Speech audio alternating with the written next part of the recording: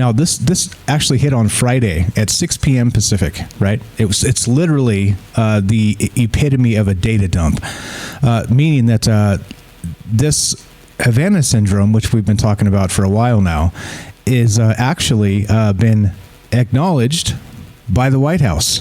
Right? They actually had a mini statement here and said that they have something to say about this. But again, this doesn't get any mainstream coverage because it's all sources from other people and other whatevers, right? No actual. Anyway, let's read this. So MSN.com, White House acknowledges mysterious health attacks occurred in U.S., right? It actually occurred on our soil, and they're acknowledging this, even though the press has been reporting this. But yeah, this is just a quick blurb. Let's listen to this.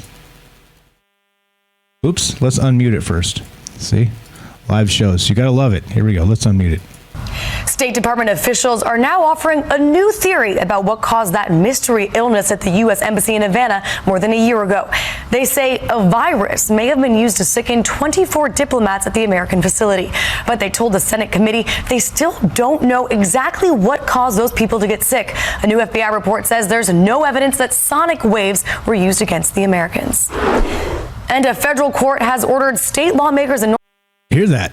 Now, they're saying it was some sort of virus, and there's no actual sonic weapon or directed energy weapon.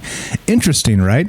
Even though for years now, since 2016, when we first got caught wind of this, they've been saying first, remember, again, you guys remember, this is for the record, and we've done this quite a bit and followed this story quite a bit. First, it was a sonic weapon.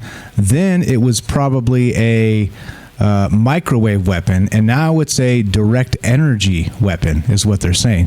But now, instead of a direct energy weapon, they're suggesting it was some sort of virus. Are you kidding me? Okay, so anyway, the mysterious health incidents that have affected dozens of U.S. personnel around the globe have also occurred within the United States, the White House confirmed for the first time on Friday.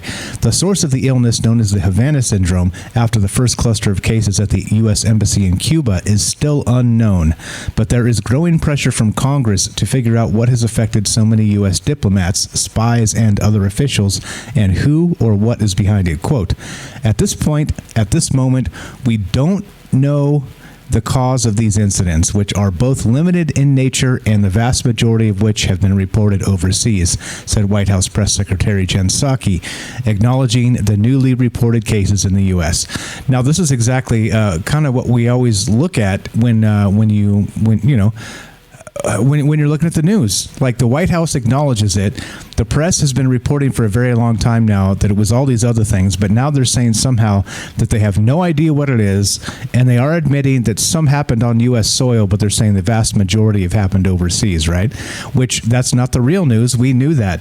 The real news is it's happening on U.S. soil, which means if it seems like it's some sort of a mystery illness or a disease or a virus or whatever they're trying to call it now, is that it might be widely underreported, meaning that a lot of people may have this and have no freaking idea they've had this, okay?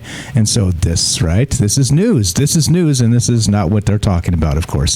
The Biden administration has launched a review of U.S. intelligence to determine if there are other previously unreported cases and if there is a broader pattern, a National Security Council spokesperson confirmed to ABC News.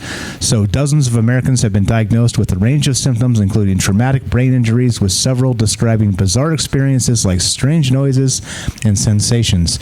The U.S. government acknowledged cases in Cuba, China, Uzbekistan, and Russia, but there are media reports of other countries now too. So, like I said, this was Friday at 6 p.m., which is the perfect example of a dumping day story, meaning that they put it out there on Friday, expect it to go away by Monday because, that's what they do.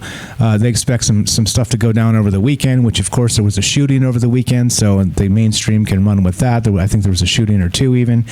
And so they get to, again, grab the narrative by the horns on Monday and reframe everything the way they want it reframed and then tell us what they want us to hear.